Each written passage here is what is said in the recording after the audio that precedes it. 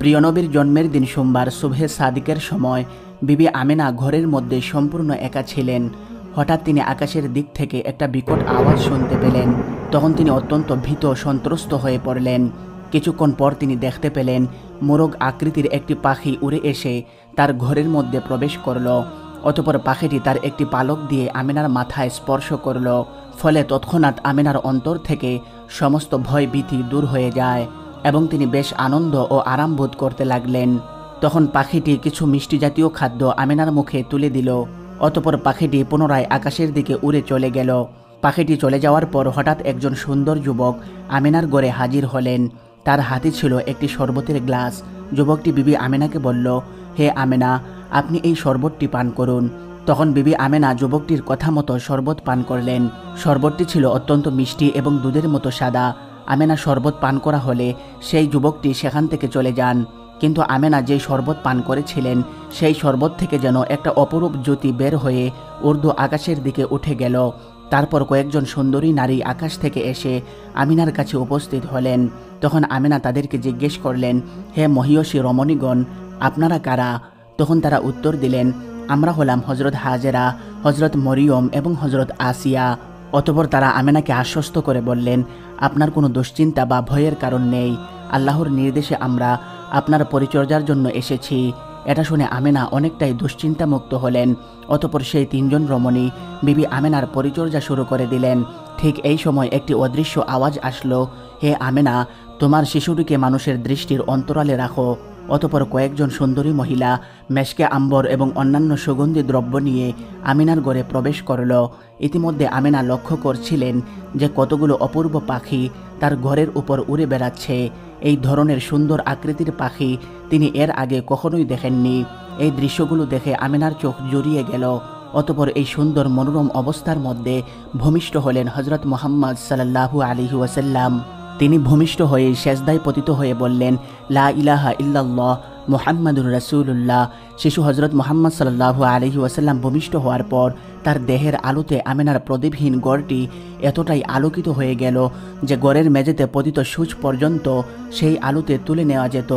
সেই আলোর ছটা এতটাই উজ্জ্বল ছিল যে তার ঝলকে সিরিয়ার রাজপ্রাসাদ পর্যন্ত আমেনার চোখের সামনে ভেসে উঠল। অতঃপর একখণ্ড সাদা মেঘ আকাশ থেকে নেমে এসে শিশু মুহাম্মদ সাল্লাল্লাহু আলাইহি ওয়াসাল্লামকে আমেনার কোল থেকে তুলে নিয়ে চলে গেল।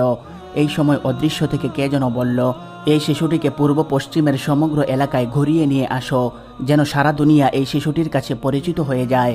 শিশু মুহাম্মদ সাল্লাল্লাহু আলাইহি ওয়াসাল্লামকে সেই মেঘখণ্ডগুলো নিয়ে যাওয়ার পর বিবি আমেনা একাই ঘরের মধ্যে বসে থেকে চিন্তায় বিভোর হয়ে পড়লেন। হাজারো প্রশ্ন তার মনে উকি দিতে লাগলো। কিছুক্ষণ পর সেই সাদা মেঘখণ্ড ফিরে এসে শিশু মুহাম্মদ সাল্লাল্লাহু আলাইহি ওয়াসাল্লামকে আবার আমেনার কোলে ফিরিয়ে দিয়ে চলে গেল। বিবি আমেনা তখন দেখলেন সূর্যলোকের মতো সুন্দর চেহারা বিশিষ্ট তিনজন লোক এসে আমেনার কাছে দাঁড়ালেন। তাদের একজনের হাতে ছিল একটি স্বর্ণের লোটা, আরেকজনের হাতে ছিল এক টুকরো রেশমি কাপড়ে আবৃত আংটি, আর অন্যজনের হাতে ছিল একখণ্ড সুন্দর পশমি কাপড়। তাদের মধ্যে থাকা প্রথম ব্যক্তিটি আমেনার কোল থেকে শিশু মুহাম্মদ সাল্লাল্লাহু আলাইহি ওয়াসাল্লামকে নিয়ে লোটার পানি দিয়ে গোসল করালো। দ্বিতীয় ব্যক্তি রেশমের কাপড়ের ভিতর থেকে আংটিটা বের করে তার দুই কাঁধের মাঝখানে একটি ছাপ দিয়ে দিল। অতঃপর তৃতীয় ব্যক্তি তার হাতে রাখা পশমি কাপড়ে পেঁচিয়ে শিশু মুহাম্মদ সাল্লাল্লাহু আলাইহি ওয়াসাল্লামকে আবার আমেনার কোলে ফিরিয়ে দিলেন। অতঃপর তৃতীয় ব্যক্তিটি শিশু মুহাম্মদ সাল্লাল্লাহু আলাইহি ওয়াসাল্লামের কানে কানে কি যেন বলল, কিন্তু বিবি আমেনা তার সব কথা বুঝতে পারলেন না। তবে যা বুঝতে পেরেছিলেন তা হলো, হে আল্লাহর রাসূল, আল্লাহ তাআলা আপনাকে এমন গায়বী ইলম দান করলেন যা কাউকে দেওয়া হয়নি। আর আপনার প্রতি শুভ সংবাদ হলো, যারা আপনাকে আল্লাহর নবী বলে মান্য করবে এবং আপনার প্রতি ঈমান আনবে তারা আপনার উম্মত বলে গণ্য হবে এবং তারা দুজখের আযাব থেকে মুক্তি পাবে। এদিকে মুহাম্মদ সাল্লাল্লাহু আলাইহি ওয়াসাল্লামের দাদা আব্দুল মুত্তালিব তার ঘরের মধ্যেই ছিলেন, কিন্তু ইতিমধ্যে তিনি একটি উচ্চ আওয়াজ শুনে ঘর থেকে বাহিরে বেরিয়ে এলেন এবং আকাশের দিকে তাকিয়ে দেখলেন ফেরেশতাগণ আল্লাহর উদ্দেশ্যে তাসবিহ পাঠ করছে। আর যেখানেই যে মূর্তিসমূহ দাঁড়িয়েছিল সেই সবগুলো মূর্তি মাটিতে পড়ে গিয়ে গড়াগড়ি খাচ্ছে। এমন সময় আব্দুল মুত্তালিব আকাশ থেকে একটি অদৃশ্য আওয়াজ শুনতে পেলেন। কে যেন বলছিল, হে দুনিয়াবাসীগণ, এইমাত্র আখিরি পয়গাম্বর জমিনের বুকে শুভাগমন করলেন। আমরা আল্লাহ তাআলার রহমতের পানি নিয়ে আগমন করেছি, এই পানি দিয়ে তাকে গোসল করিয়ে দিব। অতঃপর আব্দুল মুত্তালিব দেখলেন পবিত্র কাবাগর সাফা এবং মারওয়া পাহাড় থরথর করে কাঁপছে। এই দৃশ্যগুলো দেখে আব্দুল মুত্তালেবের শরীরেও কম্পন শুরু হয়ে গেল। তখন আব্দুল মুত্তালেব আরও একটি আওয়াজ শুনতে পেলেন, কে যেন আকাশ থেকে বলছে, হে কুরাইশ প্রধান, ভীত হইও না, তোমার ভয়ের কোনো কারণ নেই। অতঃপর আব্দুল মুত্তালিব পুত্রবধূ আমেনার খবর জানার জন্য তার কামরার দিকে অগ্রসর হলেন। তিনি আমেনার ঘরের কাছে গিয়ে দেখতে পেলেন আমেনার ঘরের উপর এবং চারিদিকে কতগুলো সুন্দর পাখি উড়ে বেড়াচ্ছে, আর একখণ্ড সাদা মেঘ বিবি আমেনার ঘরের উপরে স্থির হয়ে দাঁড়িয়ে রয়েছে। এই দৃশ্য দেখে আব্দুল মুত্তালেব হতবুদ্ধি হয়ে জ্ঞান হারিয়ে মাটিতে পড়ে গেল। কিছুক্ষণ পর আব্দুল মুত্তালেবের চেতনা ফিরে আসলো। তখন তিনি বিবি আমেনার ঘরে যাওয়ার জন্য অস্থির হয়ে পড়লেন। তিনি ধীরে ধীরে আমেনার ঘরের দরজায় পৌঁছে দেখলেন যে উদ এবং আম্বর মিশ্রিত পানি গড়িয়ে যাচ্ছে এবং চারিদিকে সুঘ্রাণে মোহিত হয়ে গেছে। তখন আব্দুল মুত্তালেব ঘরের দরজার ফাঁক দিয়ে ভিতরে আমেনার দিকে দৃষ্টিপাত করলেন। তিনি দেখতে পেলেন বিবি আমেনার কপালে পূর্বেকার সেই উজ্জ্বল্য এখন আর দেখা যাচ্ছে না। এতে আব্দুল মুত্তালিব অত্যন্ত উদ্বিগ্ন হয়ে আমেনাকে ডেকে জিজ্ঞেস করলেন, কি হে আমেনা, তুমি কি জাগ্রত নাকি নিদ্রিত? তখন বিবি আমেনা বললেন, আব্বাজান, আমি জাগ্রত আছি। তখন আব্দুল মুত্তালিব তাকে জিজ্ঞেস করলেন, তোমার চেহারায় এতদিন যে নূর বিচ্ছুরিত হচ্ছিল তা কোথায় গেল? তোমার ললাটে যে তা দেখা যাচ্ছে না, ব্যাপার কি মা? তখন বিবি আমেনা বললেন, আব্বাজান, ওই নূর তো আমার ছিল না, সেই নূর যার ছিল সে তো এইমাত্র আমার গর্ভ হতে ভূমিষ্ঠ হয়েছে। তখন আব্দুল মুত্তালেব বললেন, তাহলে সেই মোহনীয় পরশমণিকে আমার কাছে দাও, আমি তাকে দেখে চক্ষু শীতল করি। বিবি আমেনা তখন বললেন, আব্বাজান, একটু ধৈর্য ধারণ করুন, আপনি তো শিশুর দাদা, সব সময়ই শিশুকে দেখবেন। এখন একটু অসুবিধা আছে বলে তাকে আপনার কোলে তুলে দিতে পারছি না। এই কথা শুনে আব্দুল মুত্তালেব নিজেকে অপমানিত বোধ করলেন এবং রাগে অধীর হয়ে ঘরে প্রবেশ করতে উদ্যত হলেন। কিন্তু হঠাৎ এক ভীষণ আকৃতির লোক এসে আব্দুল মুত্তালেবকে বাধা দিয়ে বলল, তুমি এখন ঘরে প্রবেশ করতে পারবে না, কেননা এখন ঘরের মধ্যে ফেরেশতাগণ শিশুর পরিচর্যায় ব্যস্ত আছে। যেই লোকটি আব্দুল মুত্তালেবকে বাধা দিল তার মতো ভীষণ আকৃতির লোক আব্দুল মুত্তালেব আর ইতিপূর্বে কখনোই দেখেননি। তাই তিনি ভয় পেয়ে ঘরের ভিতর প্রবেশের চেষ্টা থেকে বিরত থাকলেন। অতঃপর ফেরেশতারা চলে যাওয়ার পর আব্দুল মুত্তালিব আমিনার ঘরে ছুটে এলেন। নবজাতক শিশুকে দেখে তার হৃদয় স্বর্গীয় আনন্দে পরিপূর্ণ হয়ে উঠল। তাই বা হবে না কেন, এ যে আবদুল্লাহর পুত্র। পরম আনন্দে তিনি সেই শিশুপুত্রকে কোলে তুলে নিলেন, কপালে মুখে চুমু খেলেন। অতঃপর শিশু নবীকে নিয়ে আব্দুল মুত্তালিব পবিত্র কাবা শরীফে পৌঁছালেন এবং তাকে নিয়ে কাবা শরীফ তাওয়াফ করলেন।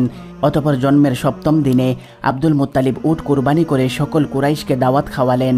দাওয়াত খাওয়া শেষ করে নিমন্ত্রিতদের মধ্য থেকে একজন আব্দুল মুত্তালিবের কাছে এসে বললেন, আব্দুল মুত্তালিব, কি মনে করে আপনার নাতির নাম মোহাম্মদ রাখলেন? আপনার বংশগত কোনো নাম রাখলেন না কেন? তখন আব্দুল মুত্তালিব বললেন, আমি চাই স্বর্গমত্ত জুড়ে সর্বত্রই তার প্রশংসা হোক, এমনকি স্বয়ং স্রষ্টাও তার প্রশংসা করুন, তাই তার নাম মোহাম্মদ রেখেছি। এদিকে আরবের রীতি অনুযায়ী রাসূল সাল্লাল্লাহু আলাইহি ওয়াসাল্লামের জন্য একজন দুধমাতার প্রয়োজন ছিল, কিন্তু কোথাও কোনো দুধমাতার সন্ধান পাওয়া যাচ্ছিল না।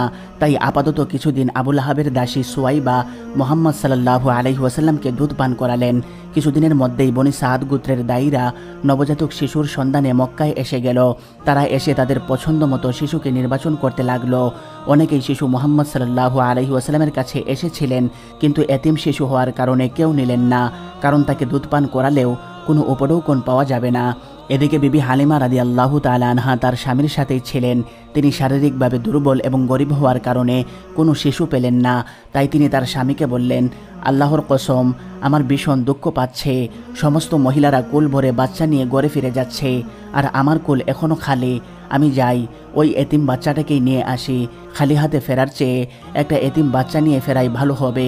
তখন স্বামী বললেন, ঠিক আছে, যাও, তাকেই নিয়ে আসো, এতে আর অসুবিধা কি?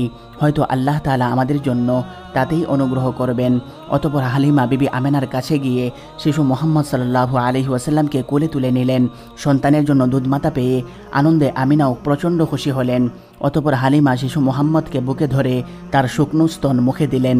তখন তার স্তনের নামমাত্র দুধ ছিল, কিন্তু কি আশ্চর্য ব্যাপার, মুহাম্মদ সাল্লাল্লাহু আলাইহি ওয়াসাল্লাম মুখ দেওয়ার সাথে সাথে দুধের স্রোত জারি হয়ে গেল।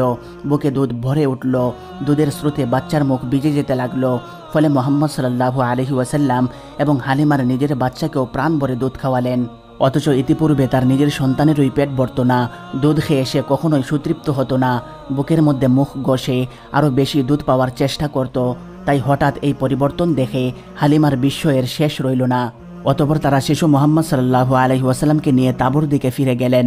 সেখানে হালিমার একটি গাভীন উটনি ছিল, যা ছিল একেবারেই হালকা পাতলা এবং দুর্বল। হালিমার স্বামী তাকে দহন করতে শুরু করলেন। বিস্ময়কর ব্যাপার, যে বার সদা সর্বদা শুকনো থাকতো তার দুধে ভরে গেল এবং তা থেকে টপ টপ করে দুধ পড়তে লাগলো। দহন শেষ করে হালিমার স্বামী তা পান করলেন এবং হালিমাও নিজের পেট ভরে পান করলেন। অতঃপর পরের দিন সকালবেলা হালিমার স্বামী বললেন, হালিমা, আল্লাহর কসম, তুমি এক পবিত্র সন্তান পেয়েছ, তোমার কি মনে হয়? তখন হালিমা বললেন, আল্লাহর কসম, আমারও তাই মনে হয়। অতঃপর তারা কাফেলার সাথে ঘরে ফিরতে রওনা করলেন, কিন্তু হালিমার গাদা সকলের আগে আগে হেঁটে চলল। কাফেলার সাথীরা তা দেখে বলল, আহারে, ও জুয়াইবের মেয়ে হালিমা, একটু দাঁড়াও না, আমাদেরকেও সাথে করে নাও। আরে এটা তো সেই গাদাটি যাতে চড়ে তুমি এসেছিলে, সে তো তখন রাস্তায় হাঁটতে হাঁটতে থেমে যাচ্ছিল, বারবার তুমি পিছিয়ে পড়ছিলে। তখন হালিমা পরম আনন্দে বললেন, হা হা, আল্লাহর কসম, এটা সেই গাদাটি। তখন সাথীরা বললেন, আল্লাহর কসম, এটা তো বড় আশ্চর্যের ব্যাপার। অতঃপর হালিমা বাড়িতে পৌঁছে দেখলেন আল্লাহর অনুগ্রহ সেখানেও বর্ষিত হচ্ছে। সমস্ত কিছুতেই বরকতের প্রকাশ ঘটতে লাগলো। বাড়ির ছাগল পাল এবং পোষা প্রাণীরা মোটাতাজা হয়ে উঠল। গাভীন প্রাণের স্তন দুধে ভরে উঠল। এসব দেখে হালিমার হৃদয় আনন্দে ভরে গেল। সেখানে হালিমার কন্যা সীমা বা সাইমা শিশু মোহাম্মদ সাল্লাল্লাহু আলাইহি ওয়াসাল্লামকে প্রচণ্ড আদর করতেন। তার খাওয়া দাওয়া, গোসল, ঘুম পাড়ানো সহ সব কিছু সীমা একাই করতেন। এমনকি বিকেলবেলা ভাই মোহাম্মদকে নিয়ে ঘুরতে বাহির হতেন। এভাবে দেখতে দেখতে হালিমার বাড়িতেই 2 বছর অতিক্রান্ত হয়ে গেল। দুধ খাওয়ার দিন শেষ হওয়ার পর হালিমা মোহাম্মদ সাল্লাল্লাহু আলাইহি ওয়াসাল্লামকে নিয়ে আমিনার কাছে এসে বললেন, প্রিয় বোন, আমার ভয় হচ্ছে যে মক্কার এই খারাপ আবহাওয়ায় মোহাম্মদকে রেখে দিলে তার কোনো ক্ষতি হতে পারে। সেই কথা বিবেচনা করে তাকে আরও কিছুদিন আমার কাছে রাখার অনুমতি দিন, আরও একটু বড় হোক, তারপর আমি তাকে ঠিক সময়ে দিয়ে যাব। এভাবে হালিমা আমিনার কাছে পিরাপিরি করতে লাগলেন। তাই অবশেষে আমিনা রাজি হয়ে গেলেন। তাই হালিমা শিশু মোহাম্মদ সাল্লাল্লাহু আলাইহি ওয়াসাল্লামকে আবার বাড়িতে নিয়ে আসলেন। কিছুদিন পর শিশু নবী সাল্লাল্লাহু আলাইহি ওয়াসাল্লাম তার দুধ ভাইয়ের সাথে মাঠে খেলছিলেন। তখন হঠাৎ 2 জন ফেরেশতা শিশু নবীর কাছে আগমন করলেন এবং তাকে চিৎ করে শুইয়ে তার বুক চিরে ফেরে তার হৃৎপিণ্ডটি বের করে আনলেন। অতঃপর সেটি জমজমের পানি দিয়ে দৌত করে আবার তা যথাস্থানে স্থাপন করলেন। এই দৃশ্য দেখে দুধভাই আব্দুল্লাহ দৌড়ে হালিমার কাছে এসে বলল, আম্মা জান, ভাইয়াকে কারা যেন হত্যা করে ফেলেছে। এই খবর শুনে হালিমার মাথায় যেন আকাশ ভেঙে পড়ল। তিনি দৌড়ে সেখানে গিয়ে দেখলেন শিশু নবী সাল্লাল্লাহু আলাইহি ওয়াসাল্লাম ভয়ে বিবর্ণ হয়ে বসে আছেন। হালিমা তখন জিজ্ঞেস করলেন, বাবা, তোমার কি হয়েছে? তখন শিশু নবী সাল্লাল্লাহু আলাইহি ওয়াসাল্লাম ভয়ে ভয়ে সব কিছুর বর্ণনা দিলেন। এসব শুনে হালিমাও ভয় পেয়ে গেলেন। কিছুদিন পর হালিমা শিশু মোহাম্মদ সাল্লাল্লাহু আলাইহি ওয়াসাল্লামকে সাথে নিয়ে বসেছিলেন। তখন হাবশার কয়েকজন খ্রিস্টান সন্ন্যাসী সেখান দিয়ে যাচ্ছিল। তারা শিশু মোহাম্মদ সাল্লাল্লাহু আলাইহি ওয়াসাল্লামকে দেখতে পাওয়া মাত্রই সেখানে দাঁড়িয়ে গেল। তারা এগিয়ে এসে মোহাম্মদ সাল্লাল্লাহু আলাইহি ওয়াসাল্লামকে খুব মনোযোগ সহকারে দেখতে লাগলো। তারা হালিমাকে জিজ্ঞেস করলো, এই বাচ্চাটি কার? হালিমা তখন বললেন, এই বাচ্চাটি আমার নয়, তবে আমার কাছে আমানত দেওয়া হয়েছে। তারপরে একজন সন্ন্যাসী অন্যান্যদেরকে উদ্দেশ্য করে বলল, চলো আমরা এই বাচ্চাটিকে নিয়ে যাই, এর মধ্যে মহাপুরুষের লক্ষণ রয়েছে, কোনো কালে সে একজন মহাপুরুষ হবে। বিবি হালিমা তাদের মতলব বুঝতে পেরে ঘাবড়ে গেলেন। তাই তিনি বিলম্ব না করেই শিশু মোহাম্মদ সাল্লাল্লাহু আলাইহি ওয়াসাল্লামকে নিয়ে অতি দ্রুত সেখান থেকে চলে গেলেন। অতঃপর হালিমা রাদিয়াল্লাহু তাআলা আনহা পরিস্থিতি বিবেচনায় বাধ্য হয়ে শিশু মোহাম্মদ সাল্লাল্লাহু আলাইহি ওয়াসাল্লামকে আমিনার কাছে ফিরিয়ে দিলেন। তখন নবীজির বয়স ছিল মাত্র 5 বছর। তারপর থেকে নবী করিম সাল্লাল্লাহু আলাইহি ওয়াসাল্লাম তার দাদা আব্দুল মুত্তালিব এবং মা আমিনার ভালোবাসায় বড় হতে লাগলেন। একদিন শিশু নবী মোহাম্মদ সাল্লাল্লাহু আলাইহি ওয়াসাল্লাম বাহির থেকে এসে আমিনাকে বললেন, আম্মা জান, আমার সাথীদেরকে তাদের বাবা অনেক আদর করে, কিন্তু আমি আমার আব্বাজানকে এখনও দেখিনি। আপনি বলুন, আমার আব্বাজান কোথায়? শিশুপুত্রের এমন প্রশ্নে বিবি আমিনা স্তব্ধ হয়ে গেলেন। তিনি ছেলেকে কোনো উত্তর দিতে পারেননি। অতঃপর শ্বশুর আব্দুল মুত্তালিবের অনুমতি নিয়ে বিবি আমিনা মদিনার দিকে রওনা করলেন। তখন তার সাথে ছিল শিশু নবী এবং দাসী উম্মে আইমান।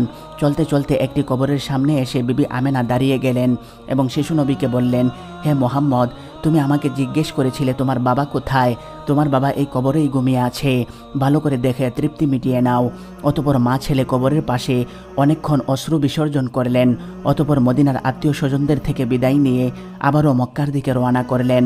চলতে চলতে যখন আবুয়া নামক স্থানে এসে পৌঁছালেন, তখন আমিনা অসুস্থ হয়ে পড়লেন। জনশূন্য জায়গায় সাহায্য করার মতো কেউ ছিল না। তিনি বুঝে গেলেন যে এটাই তার শেষ সময়। তাই তিনি দাসী উম্মে আইমানকে বললেন, প্রিয় বোন, আমার মনে হচ্ছে আর মক্কায় ফিরে যাওয়া হবে না। আমি হয়তো এখানেই ইন্তেকাল করব। তোমার প্রতি আমার একটাই চাওয়া, তুমি আমার মোহাম্মদকে দেখে রাখবে। তখন উম্মে আইমান বললেন, আপনি আমার মনিব হয়েও ছোট বোনের মতো ভালোবাসায় আগলে রেখেছিলেন। আমি আপনাকে কথা দিচ্ছি, আপনার ছেলেকে কখনো মায়ের অভাব বুঝতে দেব না। জীবনের শেষ নিঃশ্বাস পর্যন্ত ছায়ার মতো তার সাথেই থাকব। এভাবে কথোপকথন চলাকালে হঠাৎ আমিনা চুপ হয়ে গেলেন। সাথে সাথে থেমে গেল তার ইহজগতের যাত্রা। তিনি সেখানেই ইন্তেকাল করলেন। ফলে উম্মে আইমান শিশু মুহাম্মদ সাল্লাল্লাহু আলাইহি ওয়াসাল্লামকে নিয়ে বহু কষ্টে আমিনার দাফন কাজ শেষ করলেন। অতঃপর উম্মে আইমান শিশু মুহাম্মদ সাল্লাল্লাহু আলাইহি ওয়াসাল্লামকে নিয়ে মক্কায় আব্দুল মুত্তালিবের কাছে আসলেন। আব্দুল মুত্তালিব আমিনার মৃত্যুর সংবাদ শুনে খুবই কষ্ট পেলেন। কিছুদিন পর শিশু নবী সাল্লাল্লাহু আলাইহি ওয়াসাল্লাম দাসী উম্মে আইমানকে আজাদ করে দিয়ে বললেন, আজ থেকে আপনি সম্পূর্ণ মুক্ত, আপনি যেখানে ইচ্ছা সেখানেই চলে যেতে পারেন। কিন্তু উম্মে আইমান বললেন, আমি আমিনাকে কথা দিয়েছি তোমার দেখাশোনা করব। আমি এই কথার এক চুলো এদিক সেদিক হতে দিব না। যতদিন আমার প্রাণ আছে আমি তোমাকে ছেড়ে কোথাও যাব না। ফলে উম্মে আইমান আজাদ হওয়ার পরও নবী মুহাম্মদ সাল্লাল্লাহু আলাইহি ওয়াসাল্লামকে ছেড়ে গেলেন না। আসলে উম্মে আইমান এমন একজন মহিয়সী নারী ছিলেন যিনি নবীজির জন্ম থেকে মৃত্যু পর্যন্ত দেখেছিলেন। তিনি সর্বদা মায়ের মমতা দিয়ে নবীজিকে আগলে রেখেছিলেন। নবী করিম সাল্লাল্লাহু আলাইহি ওয়াসাল্লামও তাকে প্রচণ্ড শ্রদ্ধা করতেন।